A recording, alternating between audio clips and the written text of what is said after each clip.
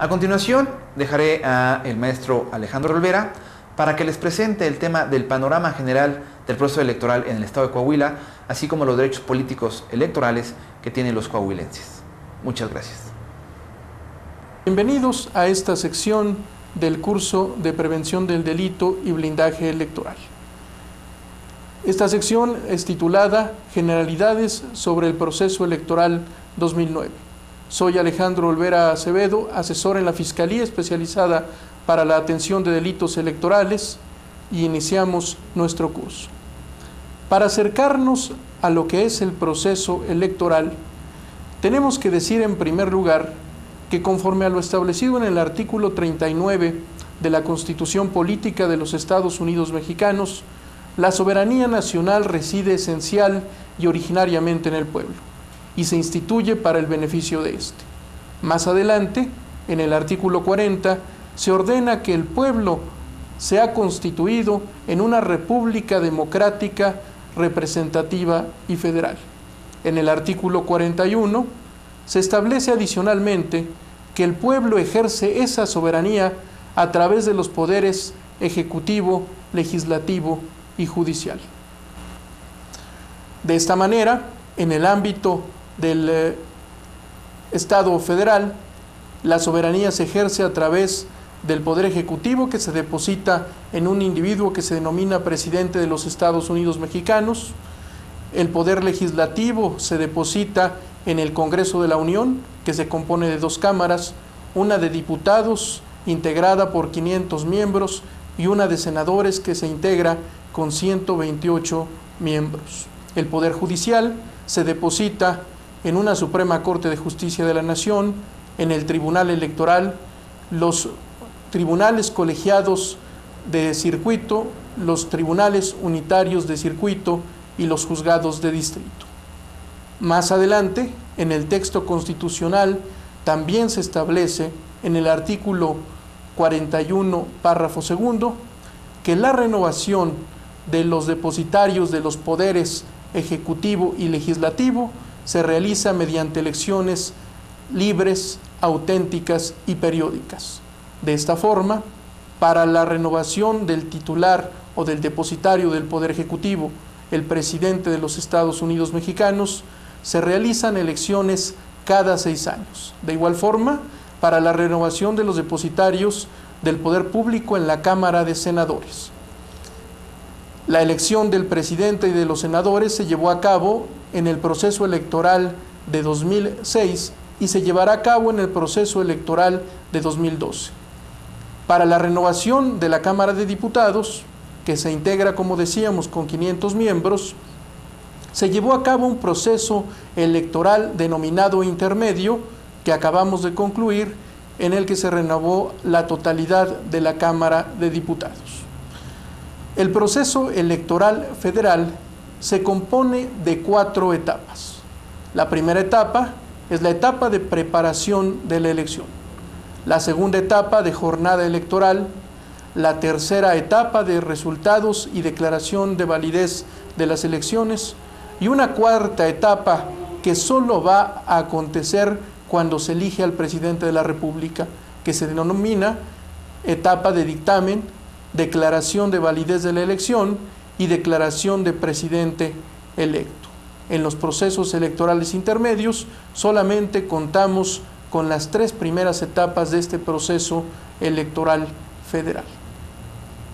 En el proceso electoral federal intervienen también las instituciones electorales o las autoridades electorales federales.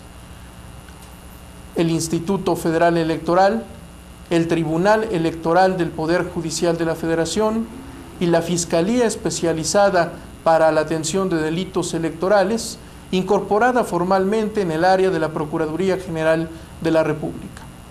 El Instituto Federal Electoral tiene como función primordial, y que de manera general puede ser enunciada, todo lo que corresponde a la organización de las elecciones.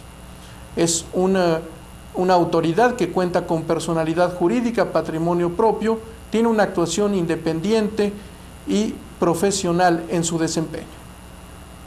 Entre las atribuciones que encontramos del Instituto Federal Electoral se encuentra todo lo relativo a la preparación de lo necesario para que los ciudadanos podamos ejercer nuestro voto en las elecciones federales, que implican desde la adquisición de los materiales electorales, la papelería electoral, la preparación de los ciudadanos que recibirán nuestro voto como funcionarios de las mesas directivas de casilla, o inclusive la parte de la calificación de las elecciones en el ámbito administrativo.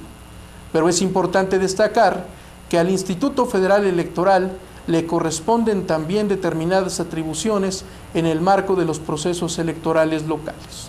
Una de ellas corresponde a la asignación de tiempos en radio y televisión para las autoridades electorales, tanto federales como locales, que así lo soliciten, y por otra parte, también en lo que se refiere a la expedición de la credencial para votar con fotografía y del listado nominal de electores, que son dos instrumentos que a través de convenios con los institutos electorales de las entidades federativas permiten su utilización durante las jornadas electorales para las elecciones de las autoridades de los estados y del Distrito Federal.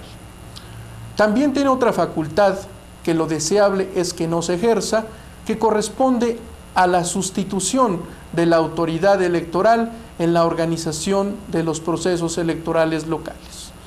Esto porque conforme a la reciente reforma electoral se le atribuyó al Instituto Federal Electoral una facultad para que a solicitud del Instituto Electoral correspondiente pudiera encargarse de la organización de las elecciones locales. Es una facultad que en lo ideal no debe materializarse, porque tenemos la certeza de que en los institutos electorales de las entidades federativas existe tanto la capacidad como la experiencia para llevar a cabo sus propios procesos electorales en un ámbito federal en el que nosotros vivimos.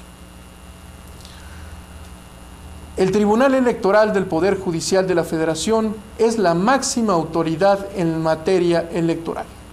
Tiene como función la resolución de los conflictos que pueden surgir en esta materia en cualquier parte del país, tanto en el ámbito federal como en última instancia también en el ámbito de las entidades federativas. Atenderá, por tanto, conflictos que pueden surgir en el ámbito intrapartidista como conflictos que pueden surgir en el ámbito de las elecciones locales o federales. Es la máxima autoridad, salvo en lo que corresponde a las acciones de inconstitucionalidad en contra de leyes electorales, atribución que corresponde a la Suprema Corte de Justicia de la Nación. De igual forma, podrá resolver en el ámbito de los procedimientos electorales locales, como ya se ha dicho, en última instancia, las determinaciones respecto de los resultados en las elecciones.